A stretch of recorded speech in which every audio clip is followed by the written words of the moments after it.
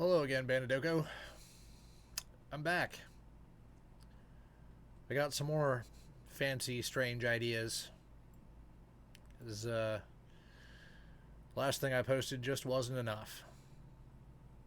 So it's really neat that you can use Cocoa to mask things. That's really cool. That got me thinking. If you can use Cocoa to mask things, what else can you use? Since I had read the research paper for Cocoa and some of the other stuff that it does, I remembered DensePose. So, you can imagine what I did. I started peeling apart DensePose into layers and mapping out all the colors to see what I could do with it. Well, it's kind of interesting. It turns out you can target specific body parts, or like half a face, or kind of whatever you want, and mask it out. And then the background's really easy to mask out, which I guess helps with rotoscoping. I don't know. I've only been at this for like a couple months, so I'm still learning a lot. But this is my absolutely insane workflow that I'm about to post to you guys to tear apart and, I guess do whatever you want with. It's what I use to make stuff. It's got a lot of redundancies and like things that need fixed. I'm constantly tearing it apart and rebuilding it to make it more efficient. So yeah, I guess somebody will enjoy it. But for now, this is the point. Map out the chest, arms, shins, calves, back, both sides of the face. Both sides of the face is actually kind of neat. Got a little notepad plus thing right here that I've been using to record all the data. Currently, I have only mapped out Viridis, the Magic Animate one, because when you switch it over to Perula, it's a totally different map that might actually be better. I don't know. I haven't tinkered with it yet. But the idea is the same.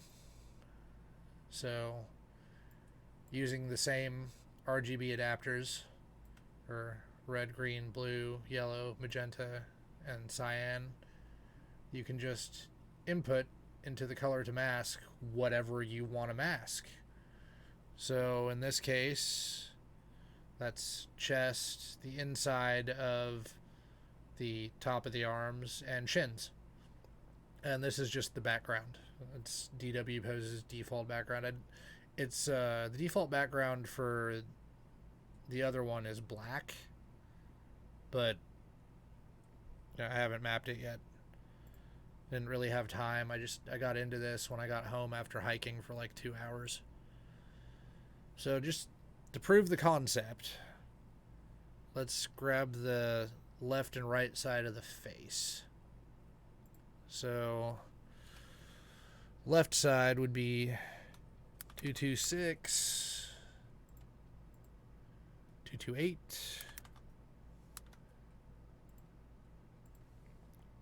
24, and the right side of the face would be 253,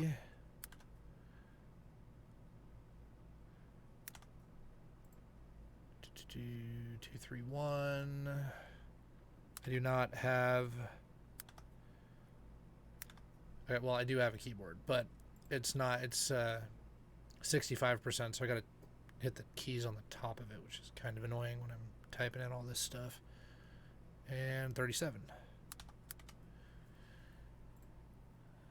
So I've got these threshold values changed from 20 because some of the like top right leg, top left legs are within 20, and there are a couple that are like within 22 or 23. It's going to take some tinkering to get it to work like flawlessly. But anyway, that should be the right and left side of the face and the background. So the background is crazy awesome Hulk City. And for the right and left side of the face, let's just go ahead and grab some faces. Let's go with Chuck Norris on one side. And we'll go with Justin Bieber on the other side. Make it Chuck Bieber. This would probably work better if I would use the IpAdapter plus face.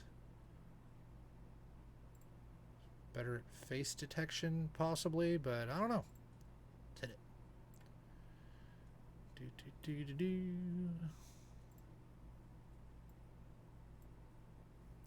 Shouldn't take long. I don't have like upscalers, interpolation, reactor phase swap is off.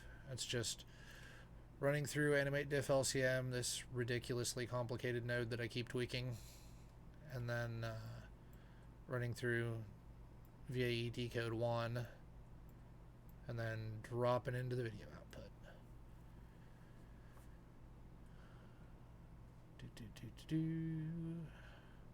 Should not take long. Right now it is currently using 21 gigabytes of VRAM. And back down to 12. I think that was just VAE decode. Anyway, to open the preview, it doesn't seem to have done much to the face. It definitely got the background. It's probably going to take some work. I'm not entirely sure. I guess like add some noise, up the weight. Oh, there is noise to it. Change it to channel penalty. I don't know. Like, let's try weight at 1.5 or possibly like, I don't know. Let's hop over to Pexels. Pexels video. Switch over to videos because for some reason it doesn't like that. Doesn't like my bookmark, no matter what I seem to do, seems to have issues. So let's try a more like close-up face. That'll work. It's 1280 by 720 should be good. Pull it down. Grab the frame rate's 25. Aspect ratio 1280 by 720. Okay. Back to comfy. Nope, not that one. That's the one I'm tinkering with.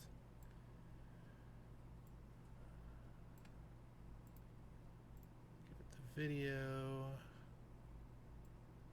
Change the resolution.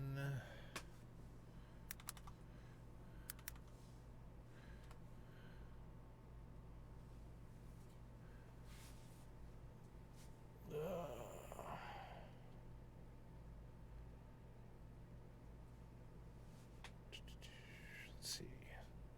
Multiply that by 0.75.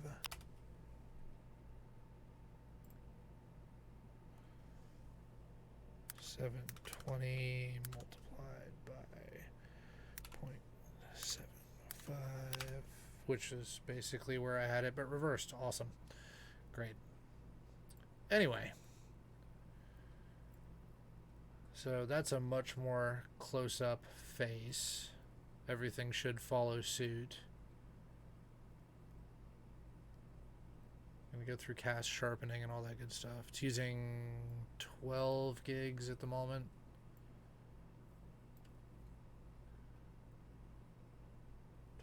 .2.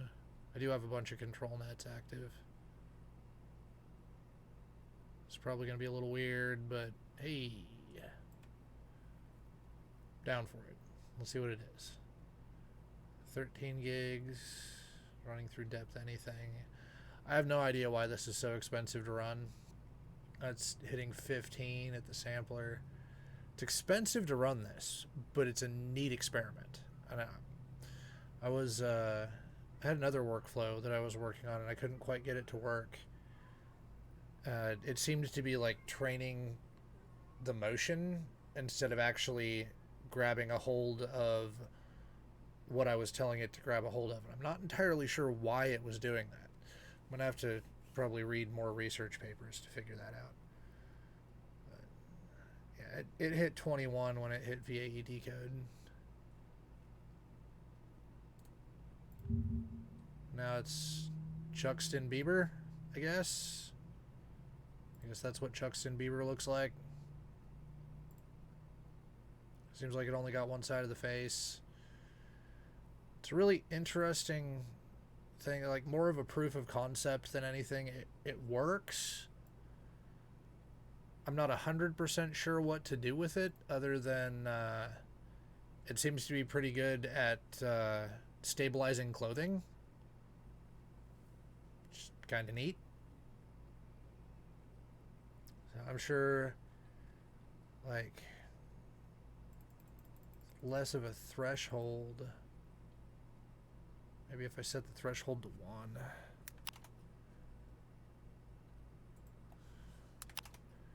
Maybe if I give it, so that'll, yeah, the threshold needs to be 1 on the background anyway, because I don't think there's anything even close to the background. Or maybe I'm wrong, because it's, yeah. It should stabilize it a little bit. Maybe if I give it a face that's got a background or something. So like Darwin.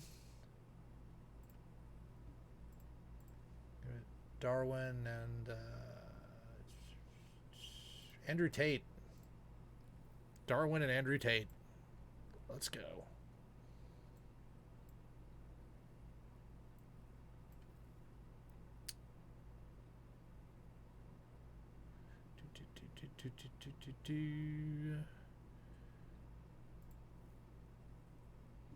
It's still heavy on resources. Hits 21 on the decode and hits 15. I mean, I am streaming though, so this might be doable with like 12 gigs. Not sure. I know VAE decode usually hits VRAM pretty hard. But I'm also using a tiled decode, or am I? No, I haven't switched that out yet. There is a tiled VAE decode, which would probably help with that quite a bit.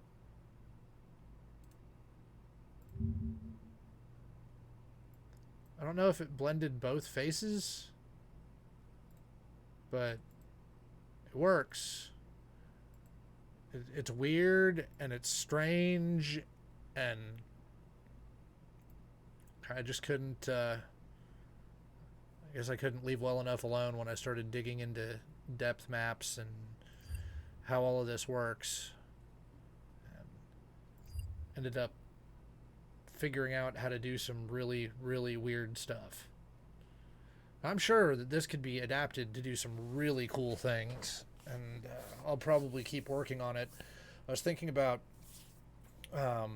building a set of masks with it to, and instead of like using the IpAdapters, to like build a set of masks that describes the color range of DensePose to be able to solidify a set of clothing onto a onto the person that you're working with, or the character that you're working with. Like if you were to stitch together all of the pieces into one mask, or I don't know. Maybe that's just overly complicating things. This whole idea came from my kid, who told me to figure out how to turn somebody's head into a basketball, which I think can be done now. At least in theory, you could definitely turn somebody's head into a basketball with this. Let's try.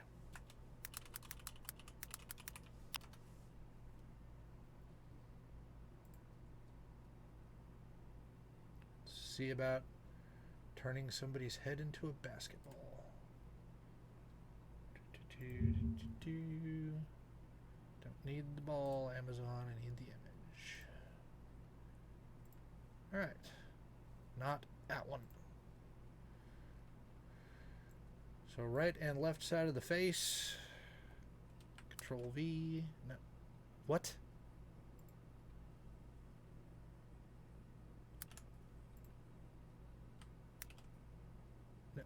No. I don't know how I messed that up. Copy image. Copy UI. Paste. But that's not working. Great. Awesome. Wilson.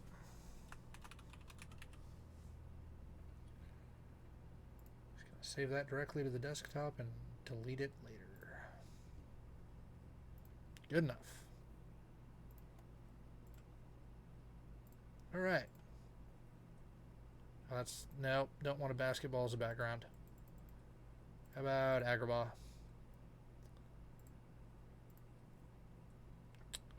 Sorry, Tate. You have been replaced by Wilson.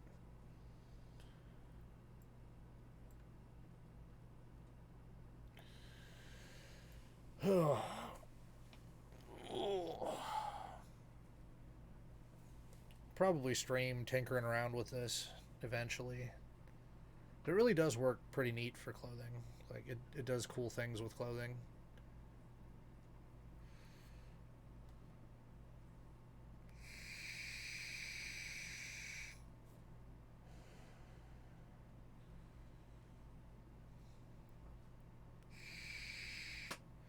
Decoding.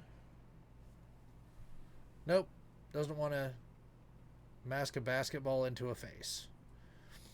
Why it doesn't want to do that, I don't know. I'm not entirely sure. It does weird things. Might be, let's see, did the colors change? No. Does that need to be in channel penalty? And like, oh, screw it, I'll put it at 2. Really, really, really want that basketball to be a face. It might actually also be the way that I'm passing through the video to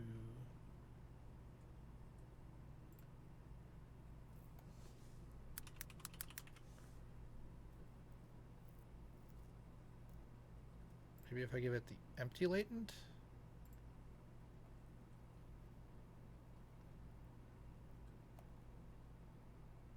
Could also be control net interference. Like possibly the depth map, probably the depth map. Very, very probably the depth map. Now that I'm actually thinking about it. Just go ahead and turn that off. In fact, turn control nets off entirely. Over here and get the prompt. Image prompt.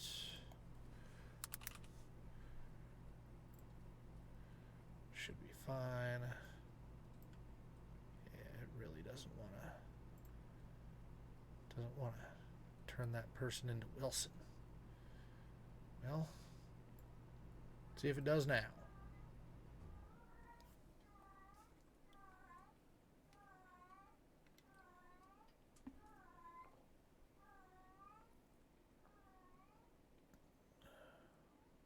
Still eating a lot of VRAM. 22 on the decode. And now it's back to doing some of that weird stuff. That really, really weird stuff that it does. Like it's almost like the beginnings of training a motion LoRa.